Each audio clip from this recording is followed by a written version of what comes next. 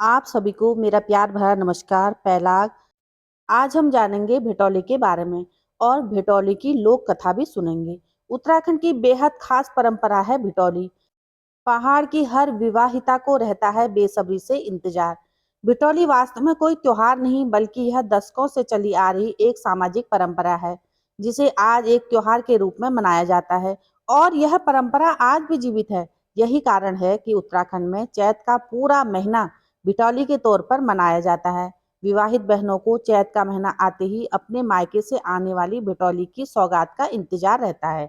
भटौली की परंपरा को लेकर कुमाऊं में अनेक लोक कथाएं प्रचलित हैं। एक लोक कथा के अनुसार सैकड़ों वर्ष पहले की बात है। एक गांव में एक महिला रहती थी। उसके पति की मौत हो चुकी थी। उसकी लड़की का दूर गांव में विवाह हो गया था।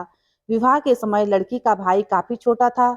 विवाह के बाद कई साल लड़की के मायके से कोई भी उसकी खोज खबर लेने नहीं गया।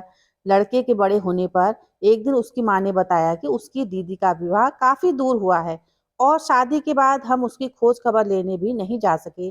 पता नहीं वह किस हाल में होगी। बीते वर्षों में कितने तीज त्योहार गए, पर कभी भी उसे न तो मायके बुला सके और न ही ससुराल ही जा सके। इतना कहते ही बेटी की माँ ने फपक फपक कर रोने लगी। माँ की बात सुनकर लड़के ने कहा, कहाँ है दीदी का ससुराल, मैं जाऊंगा उसकी खोज खबर करनी। लड़के की उम्र अभी मुश्किल से 10-12 साल की थी। यह उम्र इतनी भी नहीं थी कि बीहड़ जंगल वाले रास्ते में माँ उसे अकेली ही उसकी दीदी के ससुराल भेज देती। अपने बेटे की बात सुनते ही माँ का कलेजा डर के मारे मुंह को आ गया। उसने अपने बेटे को चेताते हुए कहा, वह इतनी दूर बीहड़ रास्तों से होते हुए कैसे अपनी दीदी के ससुराल जाएगा। रास्ते में बाघ, भालू, सुअर जैसे बहुत से हिंसक जानवर मिलेंगे। कहीं उन्होंने तुझ पर हमला कर दिया तो तू उनका मुकाबला कैसे करेगा। कहीं तुझे कुछ हो गया तो। यह सब बातें करते हुए माँ ने कहा, तू अपनी दीदी के यहाँ नहीं जाएगा। जब तू बड़ा हो जाएगा तभी तुझे दीदी के वहां हालचाल लेने भेजूंगी। पर लड़के के मन में अपनी दीदी से मिलने की इच्छा दिन प्रतिदिन बढ़ने लगी। वह हर रोज अपनी माँ से दीदी से मिलने के लिए जाने के लिए कहने लगा।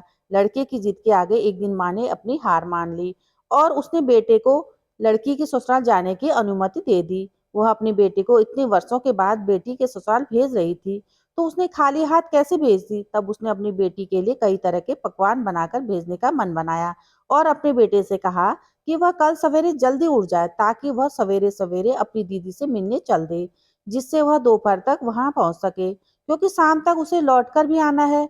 अपनी दीदी से मिलने की उत्सुकता में वह लड़का रात को ठीक से सो भी नहीं पाया। सवेरे जल्दी उठ गया। तब तक रात का अंधेरा छाया हुआ था। जब वह उठा तो उसने देखा कि उसकी माँ कई तरह के पकवान बनाने में लगी हुई है। लड़के को अपनी दीदी से मिलने की बहुत जल्दी थी, सो वह फटाफट नहा धोकर तैयार हो गया। तब तक रात का अंधियारा भी खत्म हो गया। उसकी माँ ने अपनी बेटी के लिए पकवान तैयार कर लिए थे। एक पोटली में बेटी के लिए तरह तरह के पकवान उस महिला ने बांधे और साथ में एक नई धोती भी बेटी के लिए रख दी। चलते हुए उसने अपने बेटे को हिदायत दी कि अपनी दीदी से मिलकर समय से वापस घर को लौट आना, क्योंकि बहन बेटी के ससुराल में रात को नहीं रहते हैं। उल्लेखनीय है, कुमाऊं में कुछ साल पहले तक यह प्रथा मौजूद थी। मायके वाले अपनी बेटी बहन के ससुराल में न तो खाना खाते थे और न रात को विश्राम किया जाता था। माँ ने बेटे को रास्ते में जंगली जानवरों से मुकाबला करने के लिए एक डंडा भी पकड़ा दिया और फिर एक बार सख्त हिदायत देते हुए कहा कि वह समय से घर लौट आ जाए। वह लड़का सवेरे सवेरे अपनी दीदी से मिलने के लिए चल दिया। रास्ते भर चलते हुए वह अपनी दीदी के ख्यालों में खोता रहा और सोचता रहा कि उसकी दीदी कैसी दिखाई देती होगी, उसका घर कैसा होगा, वह कैसे रहती होगी, वह उसे पहचानेगी कि नहीं, वह उससे कैसे बात करेगी। जब उसे पता चलेगा कि उसका छोटा भाई अब इतना बड़ा हो गया है, तो वह उसे कितना लाड़ करेगी। इसी तरह के कई विचार सवाल उसके मन में आ जा रहे थे। यह सब सोचते विचारते वह दोपहर के समय अपनी दीदी के घर पहुंच गया। उसने वहां पहुंचकर देखा कि उसकी दीदी घर में सन्नाटा पसरा हुआ है।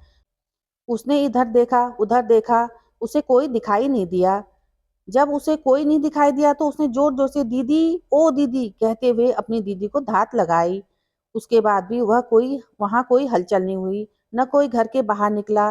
घर का दरवाजा खुला हुआ था। वह लड़का थोड़ा सहमते हुए घर के अंदर चला गया। वहां जाकर देखता है कि उसकी दीदी तो गहरी नींद में सोई हुई है। वह खेत से काम करके के बाद जब घर लौटी तो थकान से चूर होकर यूं ही थोड़ा आराम करने के लिए लेटी, तो उसे गहरी नींद आ गई। अपनी दीदी को गहरी नींद में देखकर उस लड़के ने उसे उठाना उचित नहीं समझा। उसने समझ लिया कि उसकी दीदी खेत में काम करने के बाद थक कर सोई हुई है। उसने सोचा कि थोड़ी देर में जब उसकी दीदी थकान दूर हो जाएगी तो वह अपने आप ही उठ जाएगी। यह सोचकर उसने अपनी दीदी के सिराने पकवानों की पोटली मतलब भिटौली रखी और तिबारी में बैठकर उसके उठने का इंतजार करने लगा। इंतजार करते करते दोपहर भी ढलने को आ गई, पर उसकी दीदी की नींद नहीं खुली। वह न जाने कैसी गहरी नींद में सोई हुई थी। अब उस लड़के को बेचैनी भी होने लगी, क्योंकि उसकी माँ ने कहा था कि समय से घर को लौट आना, दीदी के ससुराल में नहीं रहना। उधर वह लड़की भी सपने में अपने भाई को देखती रही कि वह उससे मिलने के लिए आया है और साथ में बिटौली लाया है। जब दोपहर ढलने के बाद भी उसकी नींद नहीं खुली, तो लड़के ने भारी मन से बिना दीदी को अपनी दीदी से मिले बिना वापस घर को लौटने का निर्णय लिया।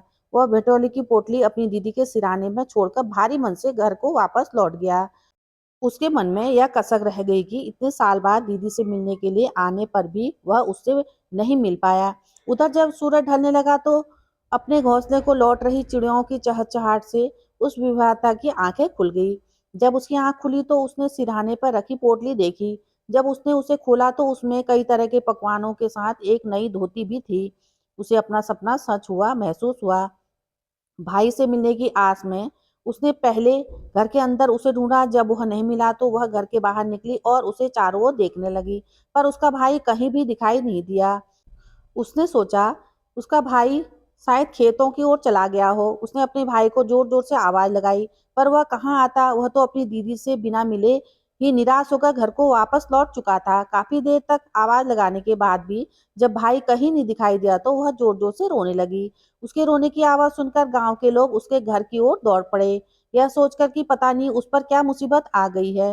गांव वाले जब उसके घर पहुंचे तो उससे पूछने लगे कि वह क्यों रो रही है, उसे क्या हुआ है। उसने जोर जोर से रोते हुए कहा, भय भूखो मैं सीती, भय भूखो मैं सीती। भाई भूखा ही रहा और मैं सोती रही। ऐसा कहते कहते जोर जोर से रोते हुए उसने अपने घर आंगन में प्राण त्याग दिए। वह लड़का अपनी दीदी से मिलने के लिए चैत के महीने में ही गया था। बाद में गांव वालों और दूसरे लोगों ने जब वास्तविकता का पता लगा तो उन्हें बहुत ही दुख हुआ। कहते हैं उसके बाद ही हर साल चैत के महीने में विवाहित बहन बेटियों को बिटौली देने की परंपरा शुरू हुई, ताकि इसी बहाने मायके वाले दूर दराज विवाही गई बहन बेटियों को कम से कम साल में एक बार तो खोज खबर ले सके और उनके लिए भिटौली भी ले जाए। अब मैं अपना वीडियो यहीं पर समाप्त कर रही हूँ। नमस्कार, पैलाग। अब मिलते हैं अगली वीडियो में।